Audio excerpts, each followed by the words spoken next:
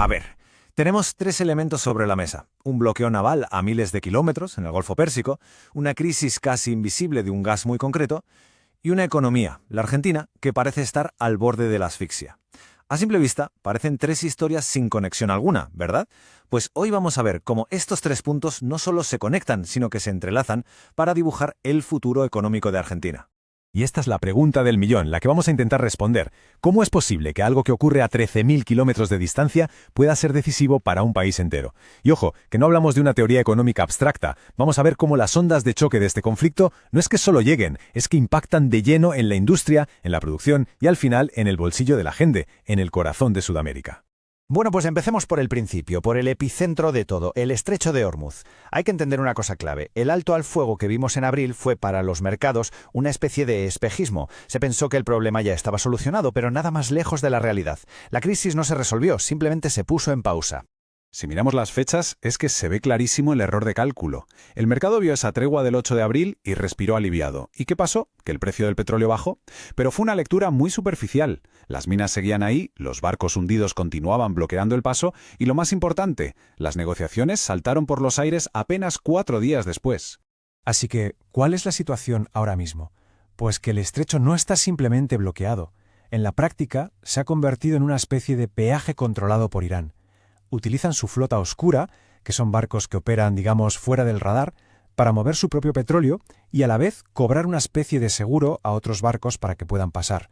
O sea, es la institucionalización del bloqueo. Vale, y ahora dejamos el mar, que es la parte más visible de la crisis, para meternos en otra mucho más silenciosa, pero con un impacto tecnológico que es sencillamente brutal. Y aquí es donde la historia se pone realmente interesante, porque nos lleva al corazón de la nueva economía global.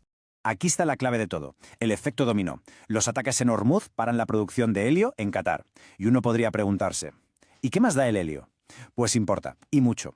Un gigante tecnológico como Corea del Sur depende para casi 2/3 de su helio de ese único punto. Y lo crucial es que sin helio, la fabricación de los semiconductores más avanzados, los que son el cerebro de toda la inteligencia artificial, sencillamente se para. No es una forma de hablar, es una barrera física. Y para que nos hagamos una idea de la magnitud de lo que está en juego, hablemos de cifras. 975.000 millones de dólares. Ese es el valor que se calcula que tendrá el mercado de semiconductores para 2026, un mercado que crece casi en su totalidad por los chips de IA. Y todo este boom, toda esta revolución, ahora mismo está amenazada por la falta de un gas que muchos ni siquiera tenían en el radar. Hay una cita de Quantum Strategy Analysts que lo clava, lo resume a la perfección.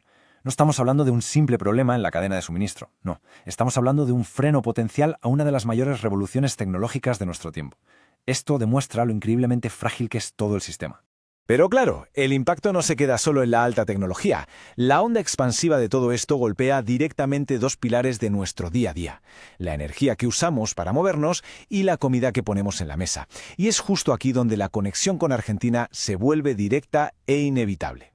De hecho, el propio Fondo Monetario Internacional lo dice en su último informe. Las reglas del juego global han cambiado. Estamos entrando en una era donde la seguridad de tener suministros es mucho más importante que el precio. O sea, ya no se trata de conseguir las cosas lo más baratas posible, sino de asegurarse de que simplemente lleguen.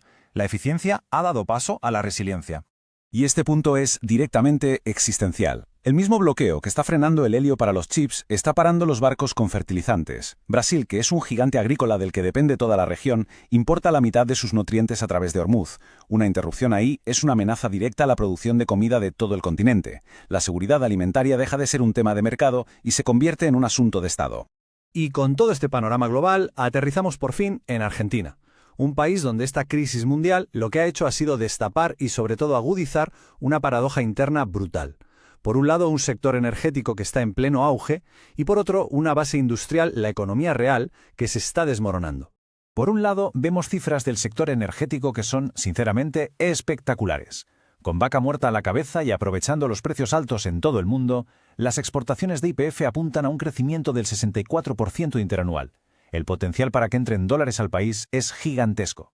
Pero, y este es un pero enorme, aquí está la otra cara de la moneda. Mientras el sector de la energía y la minería celebra récords, 22.608 empresas formales del sector productivo, de la economía del día a día, han cerrado en solo unos meses. Lo que se está creando es una peligrosa economía de dos velocidades. Entonces, ¿qué es lo que explica esta desconexión tan brutal? El análisis lo resume en tres factores clave. El primero, un espejismo financiero. Es mucho más rentable especular financieramente que invertir en producir algo.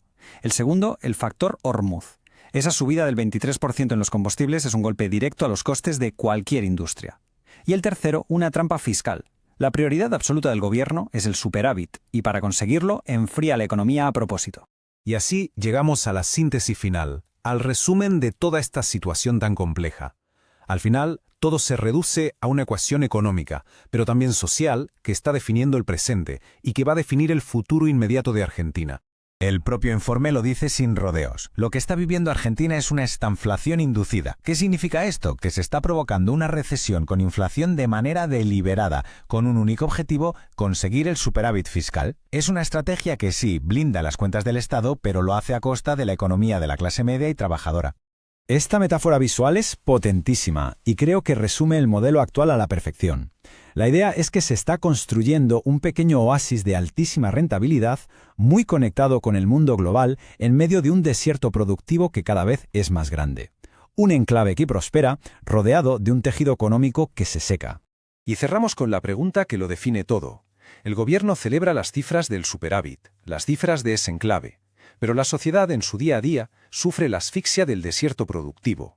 La gran incógnita ya no es económica, sino social. ¿Cuánto tiempo puede aguantar esta ecuación antes de que la presión social la haga simplemente insostenible?